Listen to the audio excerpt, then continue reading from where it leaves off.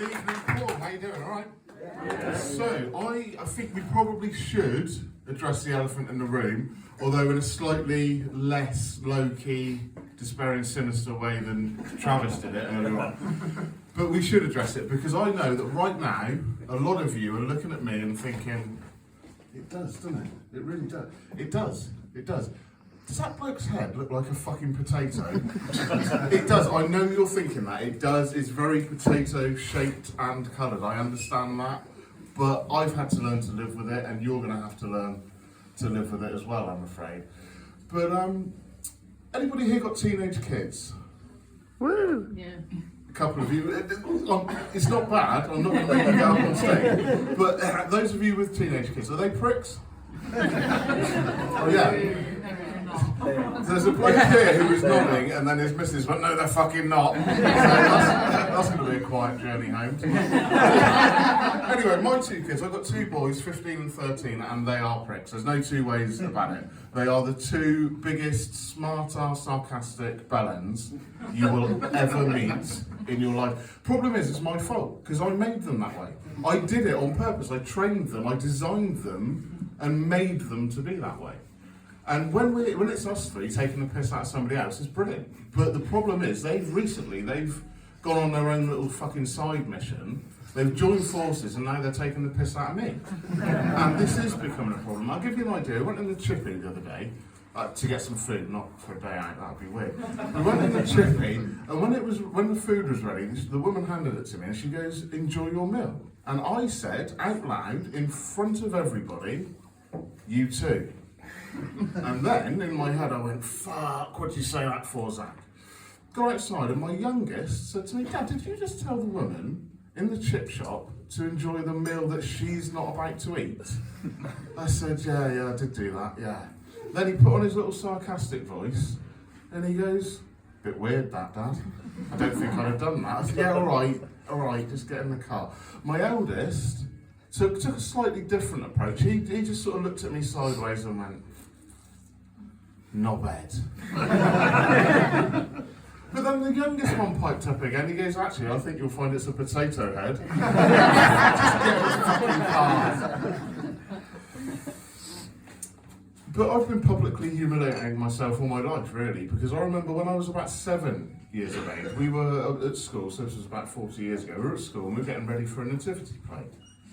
And when you're 7 and you're getting ready for a nativity play, the first thing you want to know is, okay, what role am I going to get? If you're a boy, you want to be Joseph. If you're a girl, you want to be Mary, yeah? I didn't get either of those. They went to Stephen Jenkins and Caroline Wilkes, which is fucking bullshit. But I thought, it's okay, maybe I'll get to be a shepherd or a wise man. Didn't get either of those either. Shit, well, I don't really want to be a sheep. And I definitely don't want to be the back end of the donkey, but I'll take whatever I get at the moment. But I didn't get either of those either, so don't worry about it. Because my teacher, Mrs. Beecham, who, not to put too fine a point on it, was a fucking bitch, cast me as the wind. Yeah, you're fucking right. I've never heard of it either. In fact, I've looked it up. I've read the Bible. It's not fucking in there. It doesn't fucking mention it. It doesn't say, "And lo, the Virgin Mary gave birth to the Saviour of the world, but fuck me, was it blowy that night?" It's not even in the soundtrack. Silent night. Holy night. All was calm, no fucking wind at all. No fucking mention of it. She fucking made that up. But now you're probably thinking, okay, Zach, so what does being the wind in a nativity play entail? I'll tell you. You'll like this. It meant I had to wear one of Mrs. Beecham's pleated black skirts around my neck, spin around, going, "Woo, I am the wind." And now you're probably thinking, yeah, but okay, maybe it wasn't the part you wanted, but it was easy. It must have been easy. No, apparently fucking not. Apparently I wasn't very good at it. I needed extra rehearsal. So while everybody else in my class was in the classroom learning how to read and write and count and all the important things, I was sent out into the corridor on my own to practice. So picture that, there's little 7-year-old Zach spinning around in the corridor going, "Woo, I am the wind," until another teacher came out of her class to ask me what the fuck I thought I was doing. Unbelievable. But they do say every cloud has a silver lining. And this story does, because that happened in about 1985. And at the time, Mrs. Beecham had to be 60 years of age if she was a day. So now I can take comfort in knowing, somebody over there just got the joke, I can take comfort in knowing that she is almost certainly fucking dead. But again, I'm still being publicly humiliated now. So a few years ago, I decided I needed to lose some weight, because I used to be a lot bigger than I was. I needed to lose 6 stone, in fact. And cut a long story short, I did it. In about 10 months or so, I managed to lose all this weight. And a friend of mine, well, I say a friend, she was a friend at the time. Then we went out together for a couple of years. Now we fucking hate each other, so standard. But at the time, she was a friend. She sent me a message and said, I've put something in the post for you to say congratulations for losing all the weight. And I thought, oh, brilliant. This will be brilliant. I can't wait to see what this is. Like most of you, I expect I really enjoy getting presents and gifts, so I thought I'll look forward to this. Obviously, when it arrived, I was out. So I got home and found a little red card from Royal Mail, and they said they delivered it to the local post office. I thought, brilliant, I'll go and get that on Saturday. So Saturday rolled around, and I lived at the time about half a mile away or so from the post office. So I thought, it's a beautiful day, it's a Saturday morning, I'll walk up to the post office, it won't take me very long, I'll go and find out what this gift is.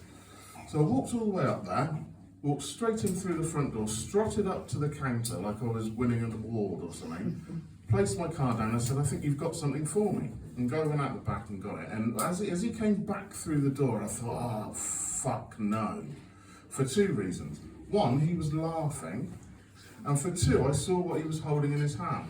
And what he was holding in his hand can only be described as a very clearly marked dildo box. And now I'm panicking, I'm thinking, fuck, this can't be for me, surely this can't be for me. Then I remembered who sent it, and yeah, that's exactly the sort of thing they sent me. So, no, what I haven't told you is this post office also doubles as a bit of a convenience store. So on my way in, I grabbed a jar of coffee off the shelf, knowing I was running low at home. So now I'm stood at the counter of the post office holding a jar of Kenko Smooth in one hand and a very clearly marked dildo box in the other hand. And I can tell for a fact the guy behind the counter is thinking, I wonder if this coffee's for before or after this pervert does his business. I'm not exactly sure what happened next. I may have blacked out, because the next thing I remember, I'm stood in the street holding a jar of coffee and a very clearly marked dildo box. And that's when I remembered I hadn't brought the car, and now I've got to walk home half a mile carrying a very clearly marked dildo box. But I thought, don't worry about it, Zach, it'll be fine. You're not going to see anybody you know. Guess who I saw? Everybody I'd ever fucking met. People stopping at cars, jumping out of doorways, parachuting down out of the sky, all to have a chat with their old mate Zach, as I'm carrying this very, very clearly marked dildo box down the fucking road. It was like, do you remember the TV show This Is Your Life? It was like that, but instead of a big red book, there was a big red, very clearly marked dildo box involved. Honestly, I think it felt like it took me 2 hours to get home, walking through the town, meeting everybody I'd ever seen. Eventually got home, nerves absolutely shredded, and I thought, this must be a joke. It can't actually be. Nobody would actually send a sex toy to me in the post. So I opened the box, and I was right, it was a joke. There wasn't a dildo in there. There was a potato in there. It said on it, written on it, you're not a potato now, you're a French fry. Thank you very much, I've been Zach Lacey.